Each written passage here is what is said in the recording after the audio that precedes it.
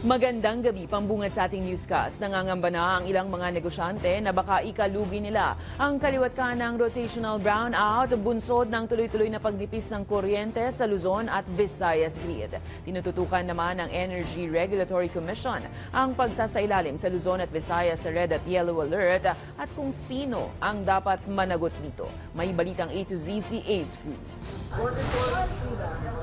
Mayat-mayang hakot ang walang lamang basyo ng tubigan ng delivery staff ng water refilling station na ito sa Quezon City. Ayon sa may-ari ng refilling station, paghahanda ito sa anumang posibleng tigil operasyon sakali mag-brownout dulot ng pagnipis sa kuryente. Full electric powered kasi ang makina ng refilling station, kaya't maliban sa posibleng mawala ng supply ng tubig, wala rin silang kikitain pag nagkataon. Paspasang pick up sa bahay-bahay para ma-deliveran at may stock silang tubig. Kasi nga, hindi mo alam Kung kailan babalik yung kuryente.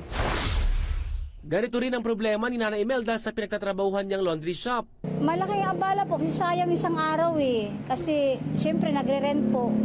Kailangan araw-araw talaga operasyon kasi nagre-rent lang kami dito eh. Sayang din yun eh. Kahit sabihin mong pinaka namin nasa 4, ganon. Pinaka mababa namin. Eh kung mawala din yung 4 isang araw, sayang din po. Nitong umaga, naglabas ng panibagong red at yellow alert status ang National Grid Corporation of the Philippines dahil sa pagsipa muli ng demand sa Luzon grid sa halos 13,000 megawatts, dahilan para mag-force outage ang 19 na power plants habang may mahinang enerhiya naman ang isa pa nitong power plant. Mula naman sa yellow alert status, iniakyat ang Visayas grid sa red alert status mula alas 6 hanggang alas 7 ng gabi dahil sa inasahang mas mataas na demand ng kuryente ng mga consumer sa gabi. Dahilan para manawagan muli ang NGCP na maghinay-hinay consumer sa paggamit ng kuryente. As long as magkaroon ng sapat na supply, mapapadaan natin yan sa delivery system ng NGCP. Nananawagan din kami ulit na maging masinop sa paggamit ng kuryente at dapat natin pag-aralan ng mabuti ang pagpasok ng generation para hindi ito maungusan ng paglaki ng supply. Sinabi naman ng Energy Regulatory Commission na masusi nilang binabantayan ang sunod-sunod na anunsyo ng pagnipis ng kuryente sa Luzon at Visayas grid. May implikasyon din daw kasi ito sa araw-araw na pamumuhay ng electric consumer kaya't mangangalap sila ng impormasyon bago tuluyang i-formalize ang investigasyon para matukoy kung may nilalabag na polisiya ang ilang kinaukulang ahensya.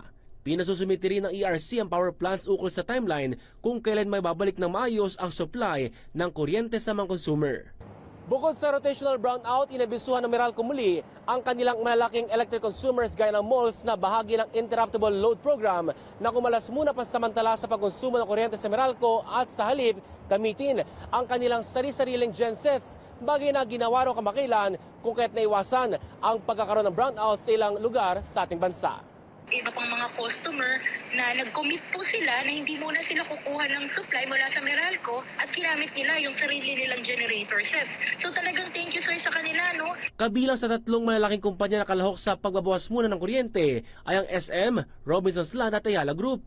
Dito namang hapon, tanging SM Group lang ang kailangang mag-deload ng kinokonsumong kuryente na abot ng 150 megawatts. Nanawagan din ang Department of Energy sa publiko na bawasan ang konsumo ng kuryente tuwing peak hours lalo na kung hindi naman kailangan. Para sa Balitang A to Z, Ace Cruz.